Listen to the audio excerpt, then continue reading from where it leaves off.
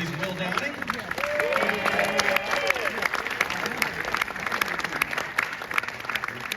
Director Derek Tseng. Production designer Deborah Riley. Casting director Leah Gold. VFX producer Steve Kovac. Composer Ramin Djawadi. Liam Cunningham, who plays Thomas Wade.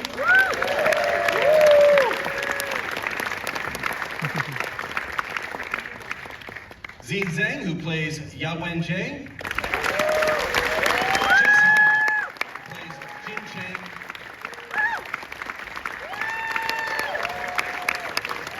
Benedict Wong, who plays Nashi.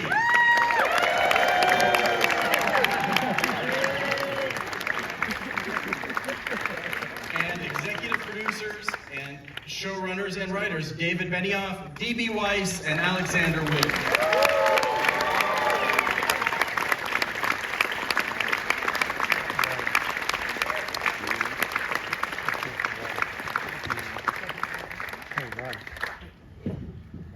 And that's all the time we have tonight. We're going to plays a little differently when you're aware that the Santi, the aliens who pose this far-off threat to our world, are really disconcerted by human beings' capacity to lie, fictional, and they even merge fiction with lying. And this is violence inflicted for the purpose of destroying truth. And I wondered if you three could talk about the significance of that, how that plot point ties into this moment that opens the show. I mean, personally speaking, I mean, this is kind of like the one scene that like means kind of the most to me because my family lived through that and didn't talk about it much, and it hasn't been filmed very much at all. So there was a great responsibility if we were going to distill this decade-long nationally seismic event down to 5 minutes to get it right. So, you know, an enormous amount of credit goes to this guy. You know, like if we did anything right, it was, you know, having Derek direct that, and you know, and to the cast, you know, especially Zine, to bring this to life. I've told the story before, but I showed this scene to my mother, and when she watched it, she said that's real. That's what really happened. It was as if she was brought back to that time, and I think that was a sign that we'd gotten it right. And so the entire team, I mean, Deb and production design and Michael and the costumes and the VFX team and the cast and everyone came together to pull together to bring that moment in history. You know, we talk about, like, in this show especially, there's so many examples of like, oh, there's something you've never ever seen before, you know, many examples of that. This is something that millions of people have seen before and lived through before, but have forgotten, but has been forgotten. And it was pushed aside, but yeah, and to bring that back was really deeply meaningful. You can applaud that. Can you share any thoughts about the, I guess, the significance to the overall theme of Three Body? Damn. I think the overall theme is generally your department. I do the jokes and you do the overall theme. No, I think you made a really good point that this is a scene about erasing truth, and it does very subtly kind of set up. It puts that idea in your mind. We know that what Ye's father is talking about, the Big Bang relativity. We know that's true and that's real, and here it's being effaced, and the person who is speaking that truth is being erased, and it sets that in your mind, sets that idea in your mind. Then later on, a couple episodes later on, we find out that the Santi, the alien civilization, that get contacted as a result of what we just saw. And that's the thing. I think one of the things that most drew us into these books was the fact that these cosmic events were set into motion by a very real historical series of events that, as Alex pointed out, have not been depicted at all, or been depicted very rarely, and never quite at this level of verisimilitude and reality. So the idea, putting that idea in front of people, the idea of our ability to deceive, not just to deceive one person with a lie, but to deceive millions of people, if possible, with the big lie, the lie that something that is the truths underlying the universe aren't convenient, so they get erased. I think that it does kind of set a very important concept in front of you from the very beginning, but I think that Tseng did it in a very subtle, stealthy way. I wasn't thinking about that the first time I read it through. It was only as we got deep into it that you start to see these lines of connection between things that happened earlier and things that happened later. What was it like adapting it from the book, this scene? What were the useful touch points? Well, I think it introduces the character of Ye in an incredibly powerful way, and some of that is going to come in the book. Obviously, it's all from the writing. In the show, some of it's the writing, some of it's Derek's masterful direction, but most of it, what you're really connecting with as an audience member is Zine and Zine's face. So when we were watching Derek shoot this, this show doesn't work if that first scene doesn't work, and you getting back to the whole lying thing, what I was thinking about when you're asking that question is that Zine, as Ye, is watching her father beaten to death for telling the truth, and he refuses to lie even when he knows. When he says there's no evidence that God exists, there's no evidence that God doesn't exist, but when he says that line, he kind of knows that he's signing his death sentence. But he says it anyway because to him the truth is that important. And then she goes through a subsequent series of adventures or misadventures where she's constantly lied to, and she's persecuted for refusing to sign a false confession, refusing to sign a document that would point to other, friends of her father as being adversaries at the state. She won't do that. She shares her father's stubbornness, and it all leads her to a point where she's willing to press that button and summon aliens who are to conquer this planet, because she's decided we can't run this place by ourselves. We have so many problems. And as Dan was saying, this is a science fiction story. It's a story about aliens coming to possibly conquer Earth, but it has to start in a very grounded place. That was essential to us, because in the book, that's what really drew us in. And Dan talks a lot about how when we first got these books, they have kind of typical science fiction covers. It's sort of similar to when we first got the Game of Thrones books. They had very brawny, muscular guy with a sword, and I think we both thought, well, this is going to be just another Tolkien ripoff. And then you started reading it and you realized George Martin is not ripping off anyone. And with these books, even despite those hard, sci-fi covers, it starts with a struggle session in Beijing, and it felt like, oh my God, this is something very different. So it was really important to us with the adaptation that we did the same thing, that we bring the audience along, and you don't really get into science fiction elements until you're fairly deep into it. And there's a danger with that you might lose audience members who are really looking for laser guns and flying saucers right out of the gate. But that's not what this show is, and we had to be, in that sense, we had to be true to the spirit of the books, even though there are a lot of changes in the adaptation. Derek, this is based on a real thing that happened in China, these struggle sessions. So you're depicting a fictionalized version of a true event, and there's a lot of emotions that would be conjured in a situation like that, or watching it at home. But is there a prevailing tone or feeling that you wanted the audience to come away with that maybe Zine's character feels and carries forward, because it's the defining moment for her? I think one of the things that we talked about right from the beginning is getting the audience to empathize with Zine, with Ye Wenjie. I think I felt as a director, that's one of my biggest responsibility. We get to see what she went through at the very beginning of the show, but in the end, she did something that has such a huge consequences for humanity.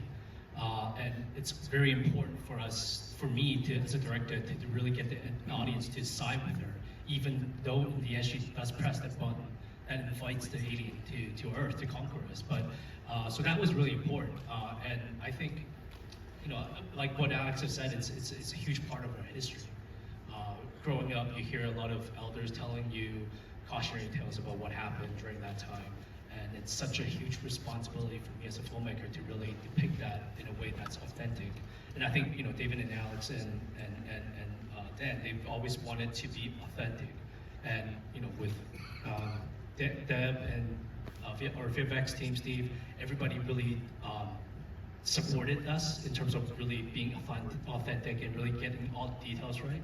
So I'm really proud of what we've done. Nina, can you talk about casting Zine and how you found her? How did you two connect?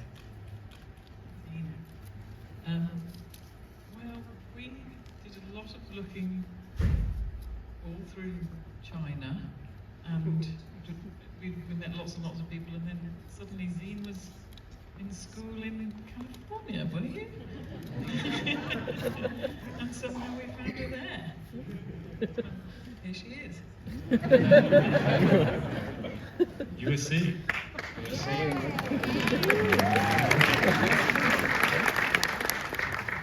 What are the qualities you saw in her that made you go, that's our, okay. Anger, disgust. Look at her. I don't know, you see it all there, don't you? Just the transparency and vulnerability and life and all truth coming through. We saw it. I just would say Zine's audition was one of the most remarkable things because it was on Zoom.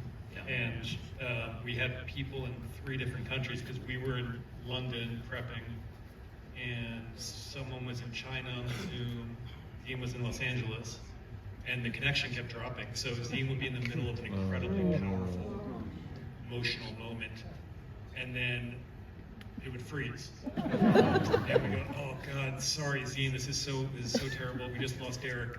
Hold on 1 minute, and we get it back. And that happened about 4 times. And she somehow just kept, like she held on to the intensity and the passion she was trying to deliver, and she did it again and again, and it kept freezing. I mean, I'm not exaggerating, this happened 4 or 5 times. It was one of the most extraordinary auditions any of us had ever seen. And this is actually the first time I'm going to tell the story in front of Zine. Because the thing I remember most is that every time it froze, Zine would go off camera, just like off of the screen, and then you would hear, you would see a blank screen, there'd be no one there, and you would hear, oh!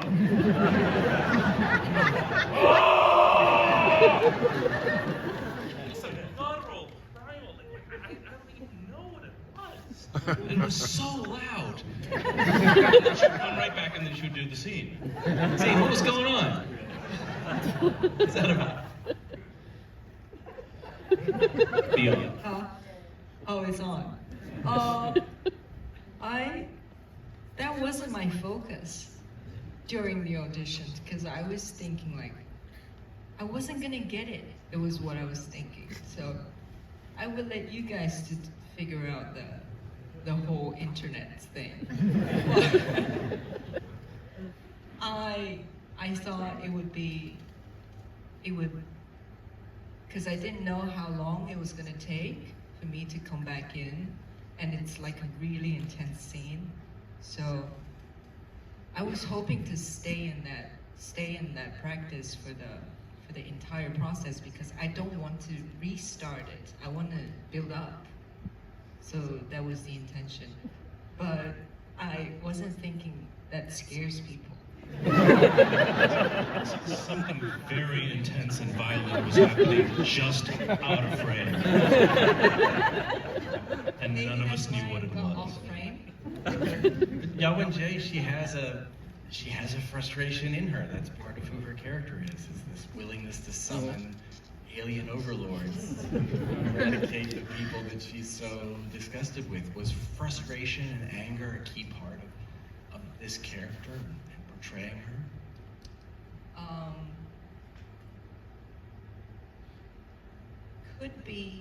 Could be frustration for desperation.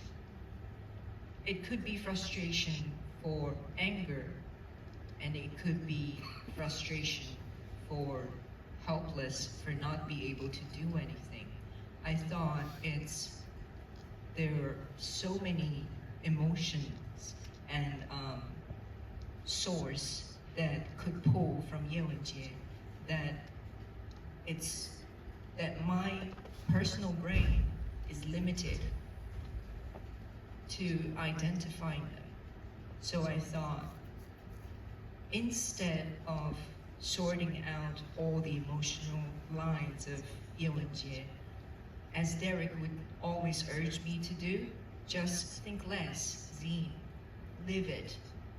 All the time, he would urge me to do that, and he also told me, just feel the pain with open heart and let it grow inside of myself is how I can portray the character.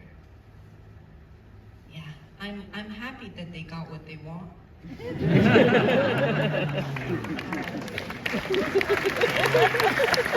You managed to take this part of the story from the books and make it both fit and not fit within the story and feel like you're in a different world.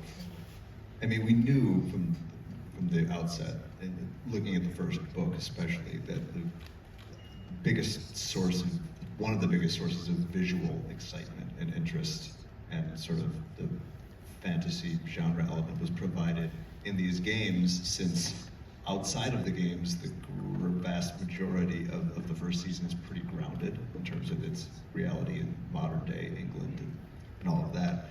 And we knew that the games need to be as compelling to the person watching the show as they are to John and Jess's characters, because the point of the game in the show is to figure out the point of the game.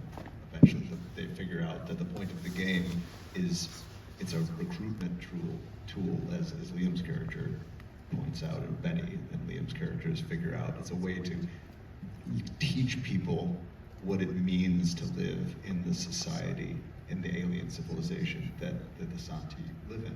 So in a way, it's a stealthy way to produce empathy in certain kinds of people for the aliens, and we would have hoped that if it's compelling enough to you as a viewer, it's producing empathy in you as well for them, and it's producing understanding of why they're doing this. They're not coming to conquer us because they're the evil aliens and their job is to run around conquering people. They're coming here for a very good reason from their perspective. They're refugees. They're refugees. They will not survive if they don't do this. So yeah, it was very important to get them right, and also like they're really a lot of the stuff we most wanted to see. Like I'm speaking for myself, the stuff in that scene where 30 million Mongol soldiers create a human computer and then get sucked up into space by the gravity of 3 suns, like that. I don't think I've seen that before. All shot practically too, right? Yeah. I mean, it was hard to find the 30 million guys willing to get sucked into space. Nina really earned her paycheck. Yeah, but, and Steve Kollbeck really enjoyed doing simulating the terror poo of the horse, which you may have caught if you're paying really close attention, which took many iterations on that visual effect shot to make the horse do that, because the horse just wouldn't do it on its own. Well, Jess and John, I wondered if you could talk to us about the partnership that your characters have when they're in the game. It's actually a moment. Your scenes together are very funny, and it is sort of, even though it's a heavy situation, the two draw a lot of lightness out of each other, and you can tell the friendship that they have is a strong one. But it's also a mix of all sorts of different feelings. So tell me about blending those things. Well, I think one of the great virtues of this show that it is very, very deep and very dense and very complex sci-fi, and we go off into all sorts of different worlds and different landscapes. But we first meet our characters in the real world, and there's something about even before you you see them in the game, you know exactly who they are, you know exactly what their relationships are. So it's like putting these two characters under a different microscope every time they enter the game, seeing how are they going to respond to this certain set of circumstances. And I think that the kind of lightness of tone, especially in the earlier episodes, I think it's such a great device in terms of how you make an audience care about characters. You have to make them human, and the way that you kind of make them human is to make an audience laugh at them and invest in their. But I've often said in Game of Thrones as well, and in a lot of kind of big genre projects, comic relief doesn't detract from the drama; it actually enhances it because you care about them more. And I think their relationship. There's something about them where I've often said that it's a bit like Ringo Starr and the Beatles, in so much as things are going to get weird, but as long as they're there together, it feels a bit like you're reassured that you've got your people on the inside, and you just never feel that adrift from what's going on. And I think that was the kind of function of that relationship early on. Yes, did you feel that way? That's who these characters are? Is it the mom and dad of the show that make you feel good and safe? Wait, which Beatle are we? Yeah, I feel like it's really important, especially at the beginning of such a what goes to some dark places kind of drama, to have that levity. And it also establishes that, one, Jack is a gamer, and two, Jin is a workaholic. And they both get off on this kind of stuff, you know? And they're friends that have probably gone through Oxford Uni together, kind of bantering and going back and forth on equations or projects or various things. So this is like not new territory. The only thing that's new is how wildly advanced the technology is.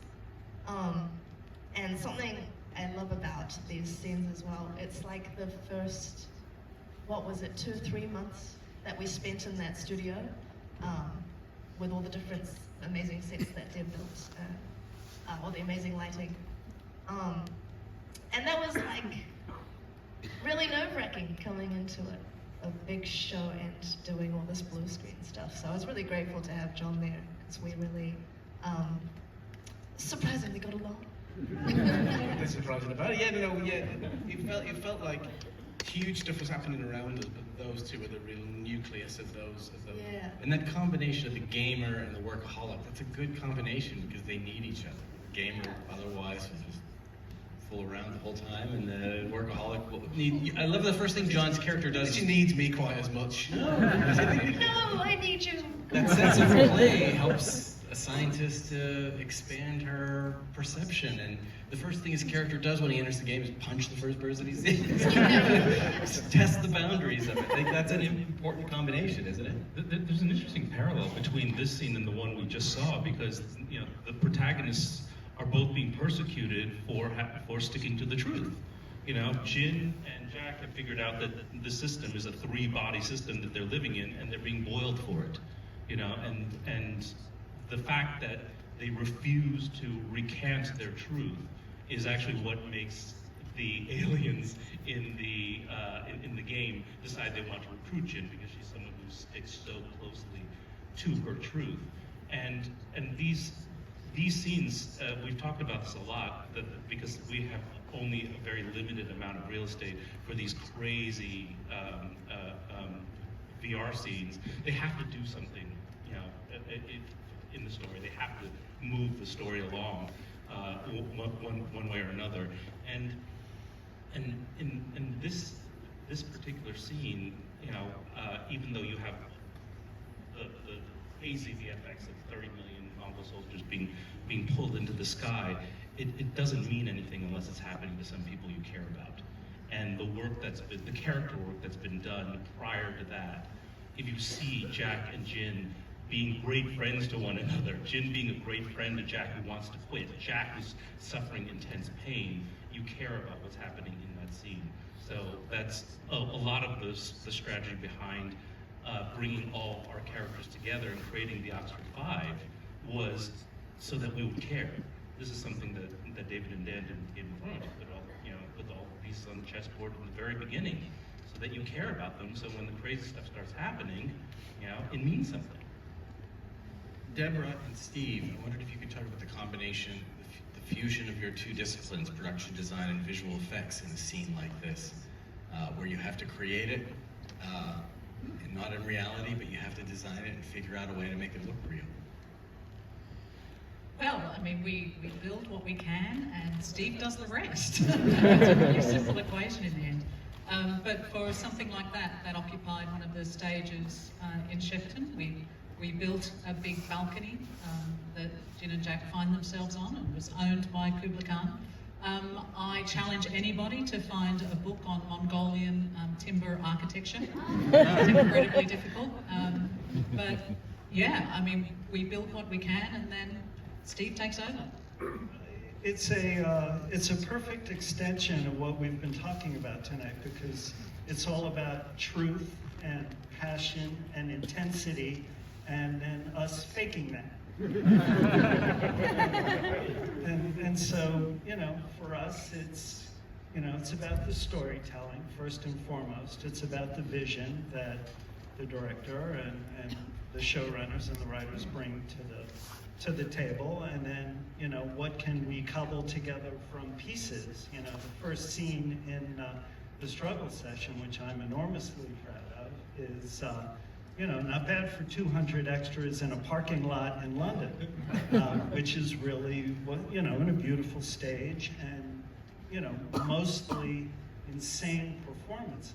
I mean, the work that you guys did, and Derek, for bringing it about, because, you know, from my perspective as a visual effects producer, you know, my job starts with, all right, here's how much money you have, which translates into, you know, Derek, you can point this direction 11 times, and then, you know, that direction 7 more times. And, you know, and ultimately what we want to do really is we want to give the creative, you know, storytellers the license and the option to do what they do, and support them in the way, you know, sort of in the way that all of these guys, and to play our part. We didn't really see the headset because we're in the game in this scene. You can see a giant version of it out in the activation after this panel, but can you talk to me about the design of that headset? This liquid silver looking reflective surface that I'm sure was very easy for Derek to shoot around. Well, because I'm very well trained, I went and did a lot of research as to, you know, the history of headsets, NASA stuff, whatever. But it became abundantly clear very quickly that that wasn't what these guys were looking for at all. It had to be so technologically advanced that in 2024 we wouldn't be able to understand it at all. It wasn't to have any jacks, any source of power, no on and off switch. For book readers, you would realize that we needed that mirror chrome finish, which made me very, very popular with visual effects. And even more popular, can I say, when I then put it on a black mirrored desk that belonged to Thomas Wade. So not only did visual effects have to deal with reflections in the headset, but reflections of reflections. But yeah. Mirror within a mirror. Thank you very much. Nothing makes Steve happier than a prop that turns half the shots in the show into visual effects shots. Well, we have a long history with Dan and David, you know, introducing little bits of business in the course of a discussion about what the season has. It's like, I think we're going to need a zombie polar bear here. No, you're killing us. And then they bust out the shiny chrome headset that, you know, it's like, are you effing with us? You know, because I know they get together and they go, oh, Steve's going to love this. And, you know, I thought Matt Black would have been a good choice. Apparently, it does look insanely cool, and we found a pretty easy way to erase every crew member and camera reflector. Well, because you're not just erasing, you have to replace, right? You have to replace it with... Well, so what we did was, you know, to make a long story short, we took 1,000 pictures of the room around us and created a 3D model of it and reprojected that on top of the headset that was on her head. And it was really that simple. And it cost almost nothing. music. Ramin, can you tell us about composing music for VR scenes versus scenes that are actually in the real world? Do you take a different approach to the score when you're in that sort of alternate reality? Well, I guess that represents, the whole show in itself, because the two big elements that we were dealing with in the show was one, the sci-fi aspect of it all, the alien aspect, things that we don't see, which obviously makes it very abstract. So that there we wandered into sound design, synthetic sound, or sounds that you necessarily cannot, where you cannot define the sources really where it came from. That was the one part, and the other part was obviously our characters in the story that we wanted to tell through go through the story arc with the characters. So there we actually picked very familiar instruments, the piano, strings, harp. So that really created the contrast, so that you feel the emotions of something familiar, because on the other hand you have something so abstract that's hard to comprehend. Now, in the overall theme for the show, you have taken a cue from Morse code. Are there actual secret messages in the music? Not More really. of a vibe. It's more the concept of it. It was as we're dealing with a lot of communication, with aliens, but even between our characters itself. I mean, there's a love story that reveals itself throughout the show.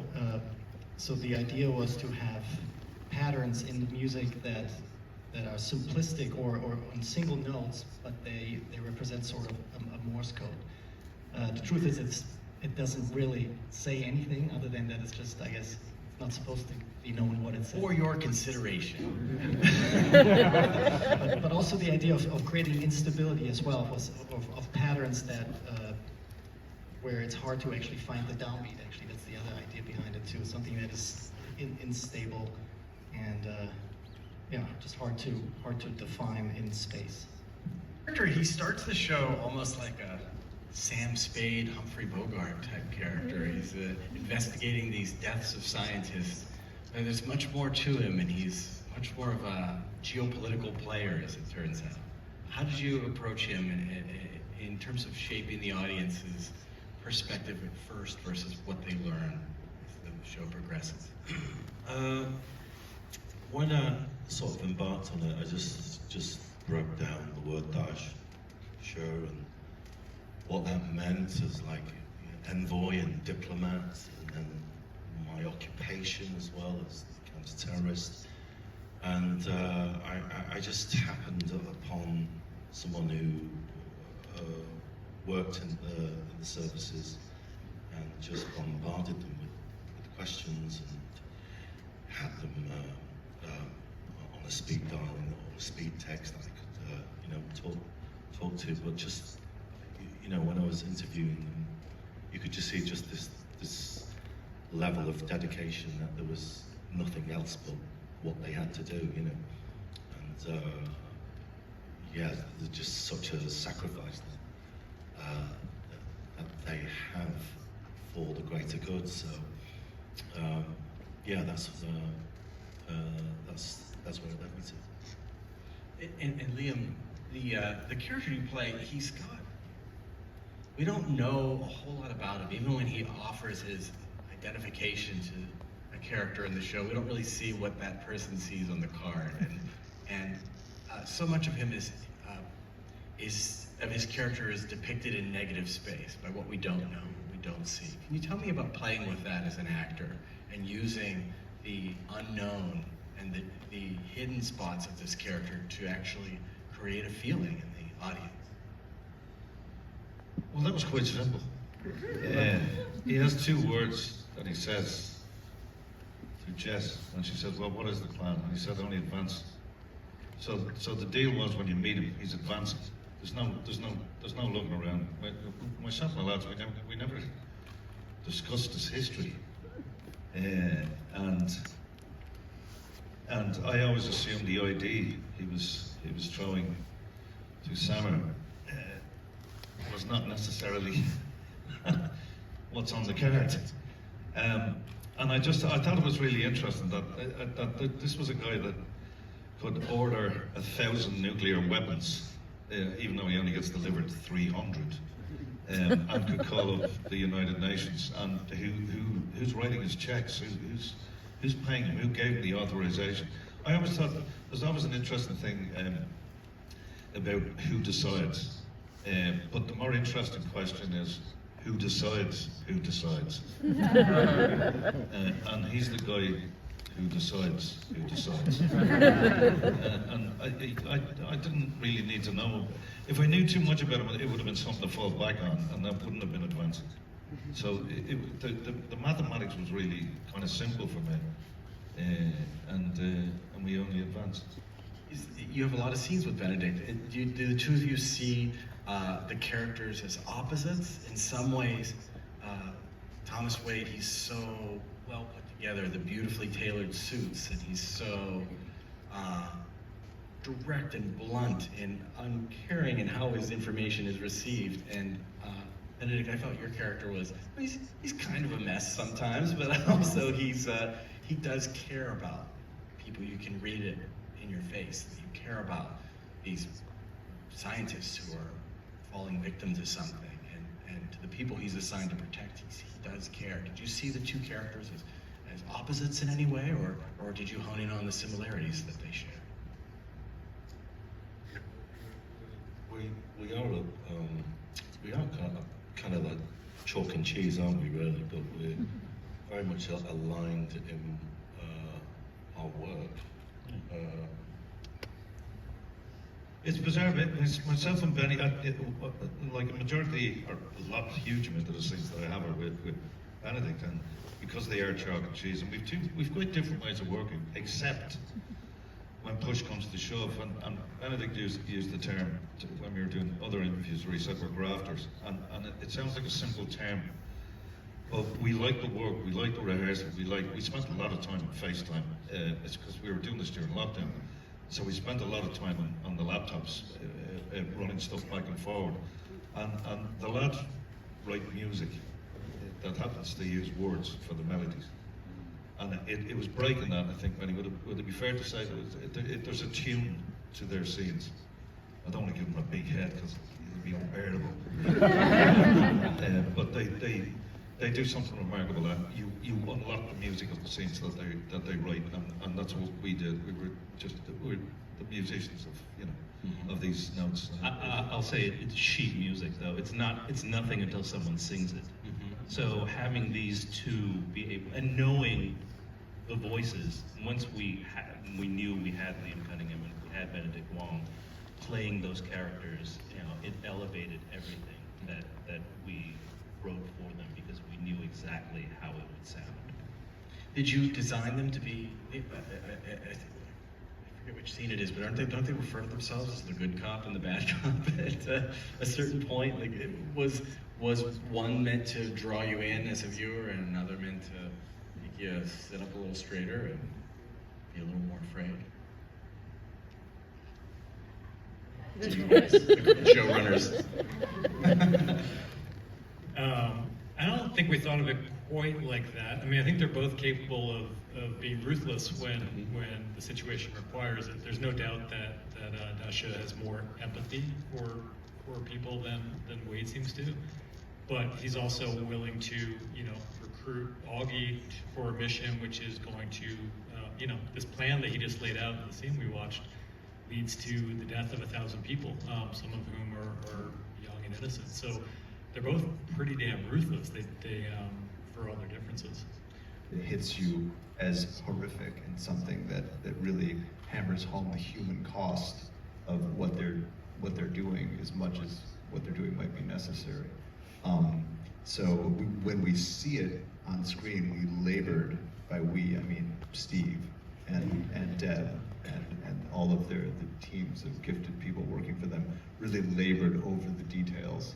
And when somebody's getting sliced, it needs to look real, but we really want to limit the amount of time you see it on screen to the bare minimum that is required to kind of create the effect. And the second the effect is created, cut out, because if you linger on it, it becomes, it's something, I mean, over the course of doing Thrones, we experimented with this a lot, and sometimes, often at the beginning especially, like there were too many frames of the gory stuff, and we started paring back that stuff as we went on. How important was the role of the innocence in this scene? We see the kids at the beginning. We never see a child die in the sequence, but we see their bags getting cut. We see the children's cutout dolls getting sliced.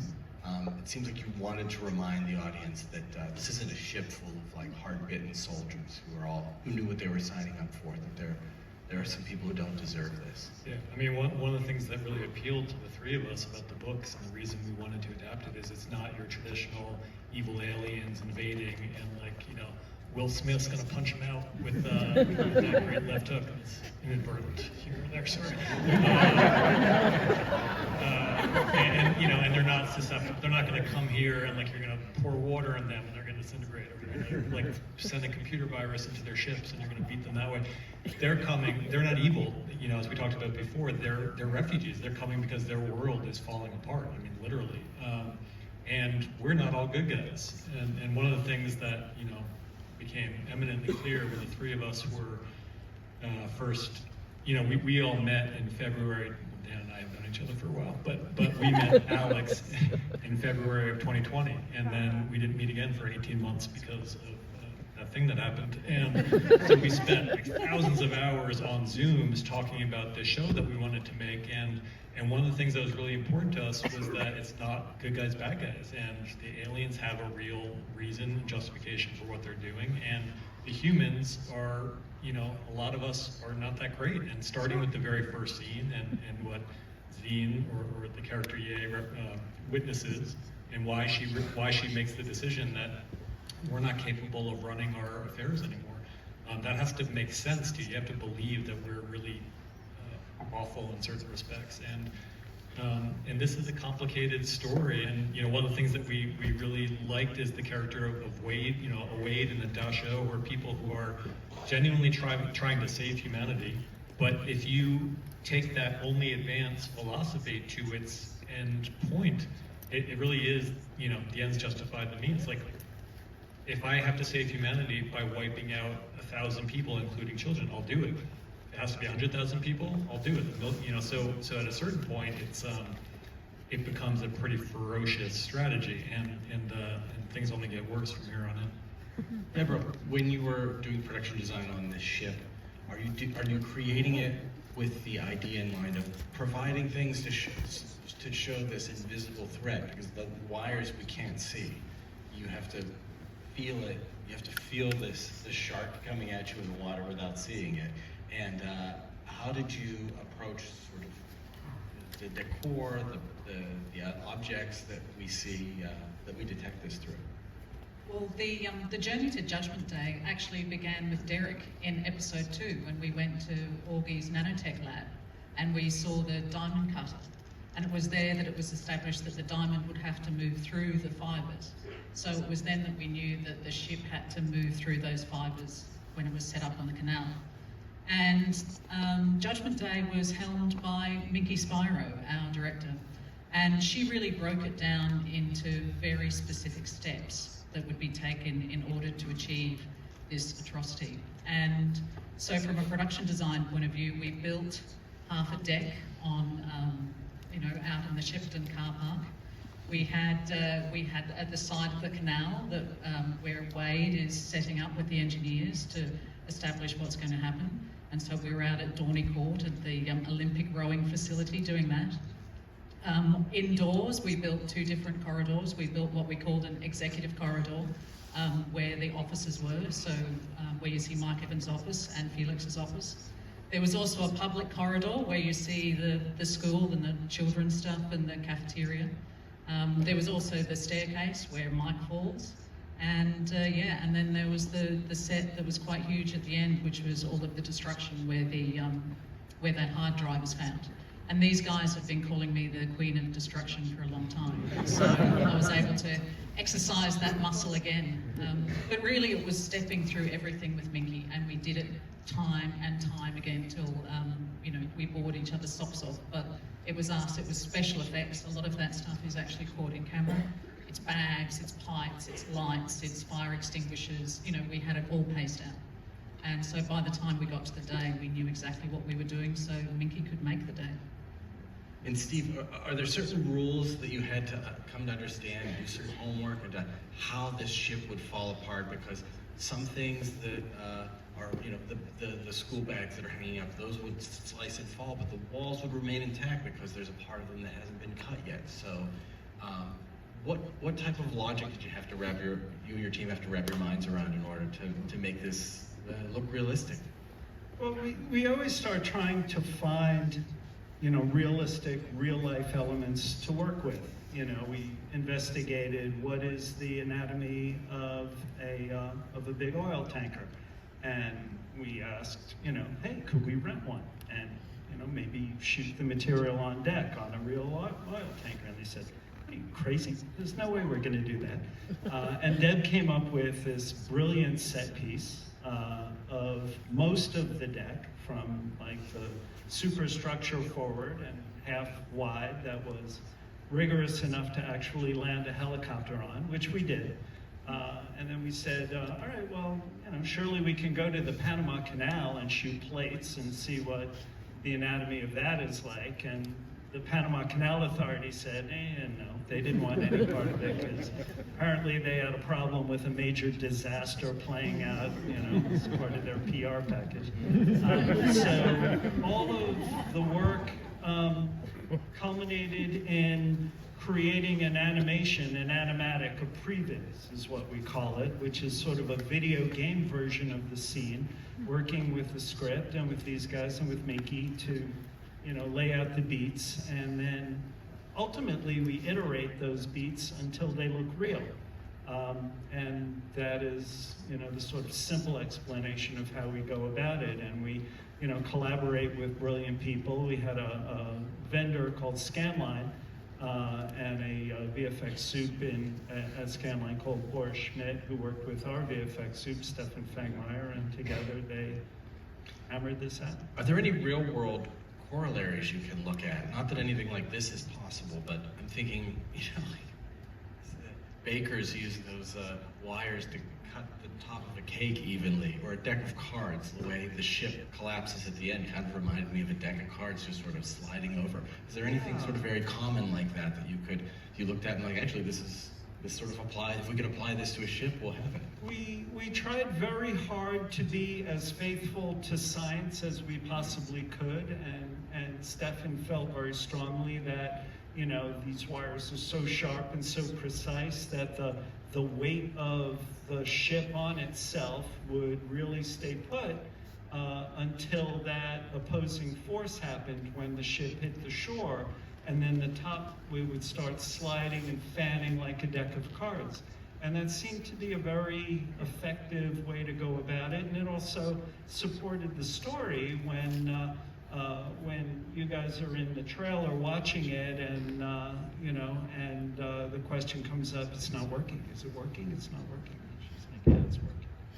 Are there ever times when any of you had difficulties trying to picture what this was going to turn out to be? No difficulties whatsoever. No?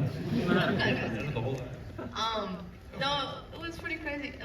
There were times on set where I'd look at John and I'd just be like, our job's really fucking weird, eh? So there were lots of kind of moments like that we would turn to each other and just kind of remember the emotional grounding of that storyline and what we were portraying and agree on it.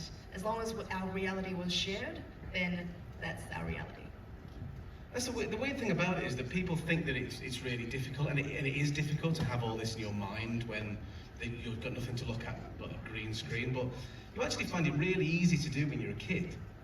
When you're a little tiny kid, you can imagine that your living room is a pirate ship or a spaceship or whatever. Floor is lava. Exactly, yeah. But as you get older, you just get more self-conscious and more embarrassed about stuff like that. So it's actually about, it's not about learning stuff, it's about how to learn not to be embarrassed about all that stuff and give yourself over to. You have to access a childlike part of your mind, I think. Ramin, we get to hear the theme with those pulses in it. Is there anything else you could share about the creation of that three-body problem? Sure, yeah. I mean, the interesting thing about the main title, to me at least, it kind of brings me back to my childhood when I would wait for my favorite TV show to come up and the TV would be on and I would be in a different room. And the main title to me was always like the calling card, okay, my show's starting, I gotta come in now. So that's how I try to write the main titles now on projects I work on. So this music had to really capture the essence of the show, which is not an easy task to capture something in 1 minute and 15 seconds with everything that the show is about. So we wanted something, a catchy melody, but also with all the elements. So we needed adventure, we needed danger, mystery, and the bass line has a hint of that Morse code in a more of a melodic way, but it starts out that way before the melody comes in, and right away there's that sense of instability where it's not necessarily that easy to find where the one is right away. There's different rhythms going on, and then the melody comes in with the piano, like I mentioned earlier, really a familiar instrument. And then it goes with the visuals, which is that we start out very small and then we zoom out and we see more, we go out into space, and the music follows that scope, and we go from the piano, then the orchestra comes in, and the whole thing builds. How do you know when two actors are going to click in the way that we just saw? What was it in this particular instance that you were able to bring to your showrunners and say, these are the two?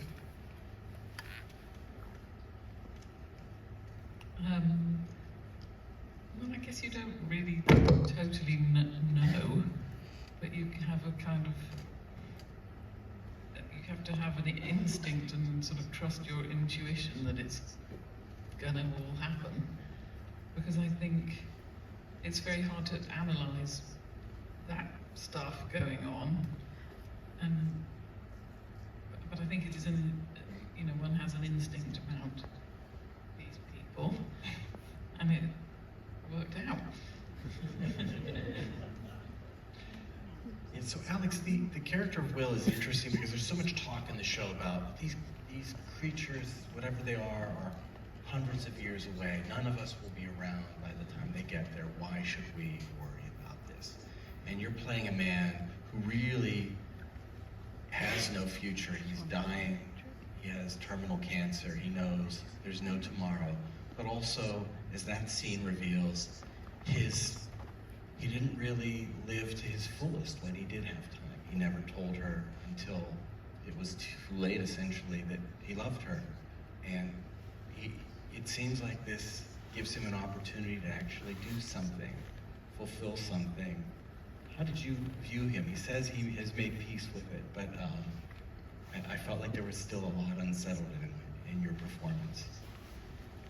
Yeah, I mean, it was so interesting because one of the things I love about the show, love about the books, and love about the scripts as well, is that it kind of almost looks at humanity as a singular organism, like almost like a character reacting to imminent threat. And Will is kind of going through that same thing on an individual level.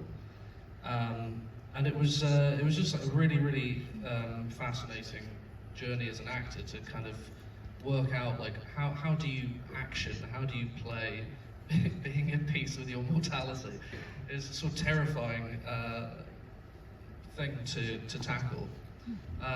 But I think, there is an immense clarity and perspective that comes with an acute awareness of your imminent demise.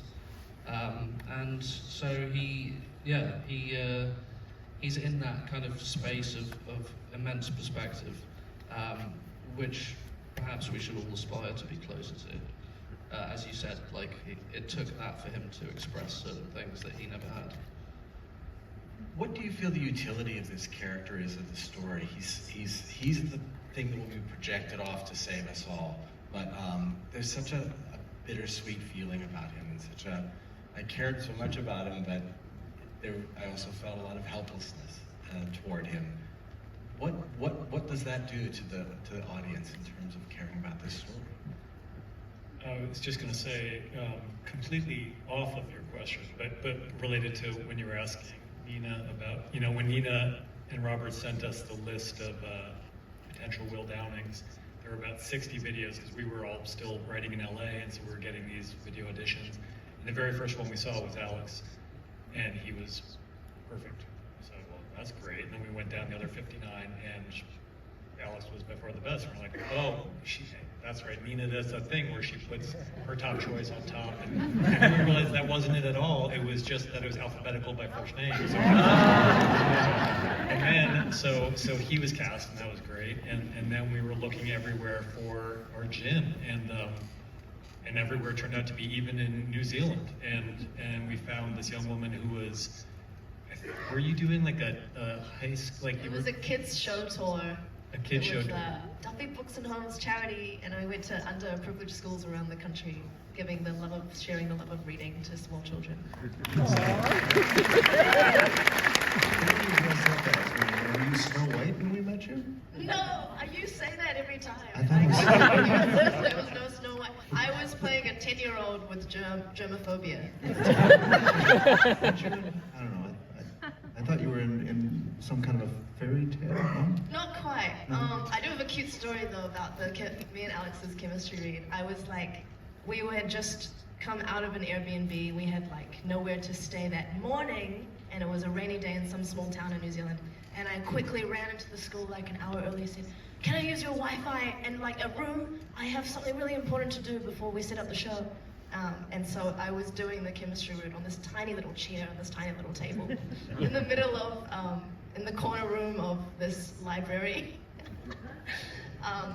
Anyway, I was not Snow White. It was that scene. Yeah. It was that specific. That was the chemistry. It was that and the beach. And every time, Alex, you did that scene where you said it didn't have the equipment, you hit your head so hard that I was scared that you were going to give yourself a concussion. It said it in the script, he slaps his head hard. Following what he's doing as told. Leading into the writing. But the very first, it's kind of a contrast to the Zine casting thing, because the very first time we Zoomed with Jess, and yeah, you're doing the high school tour, and and these three old, meaning us three old guys, like are on the Zoom from LA, and we're like, oh, she's probably going to be intimidated because she's in New Zealand, she hasn't done much work, she's doing this, and I say like, "Hey Jess, how you doing?" And she goes, "You do the accent." I'm not going to do the accent. She did. She said, "You're a mute, buddy." No, mute, buddy. And she's completely unintimidated, couldn't care less, and we're like, okay, this girl's pretty cool. And then she did that. She did the chemistry read with Alex, and I remember afterwards we talked to Alex, and at this point we got to know Alex pretty well and trusted his taste. And he had done about 6 of these chemistry reads, and we said, "What do you think?" And he said, "For me, it's always been Jess," and we agreed with him. And we knew we had the emotional spine of the show right there, just like again, amidst all the other crazy shit that happens, this is what is going to make you really, really care. And once we had that, we knew we had something. Unfortunately, we're at the end of our time, but the last thing I want to ask our 3 showrunners here is there was news just about 2 weeks ago that Netflix says we'll make more, but they didn't say how much more or what was coming. What does the next stage of 3 Body Problem look like? There are 3 books, there are 3 bodies. So we always thought 3 seasons made the most sense. We've got one of them, and we will be shooting 2 more seasons.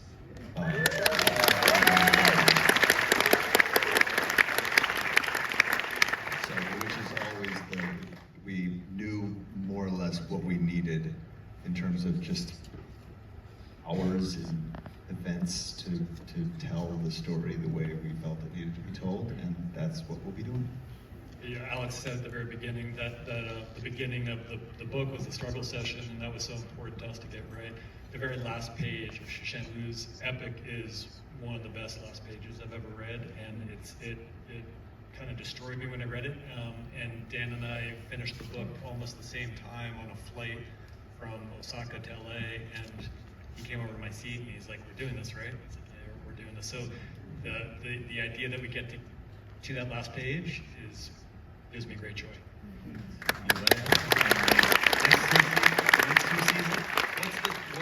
Do you have a timeline in mind?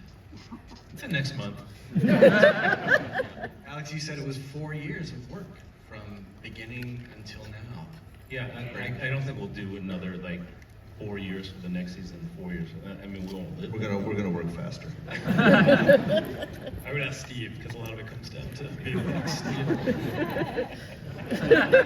How far are you? I have episode 2 finished, season 2. So. Is there anything else you want to share about the future? I would, without getting into specifics, I would say that there's a great deal in this season that many of the reasons we wanted to make this show did appear in the first season. That said, the vast majority of the reasons we wanted to make this show appear in the second and third seasons. So we knew that the first season, as exciting as it was really only a prelude to the things that were really super exciting to us to put on the screen, and it's really, really thrilling to us that we will now get to do just that.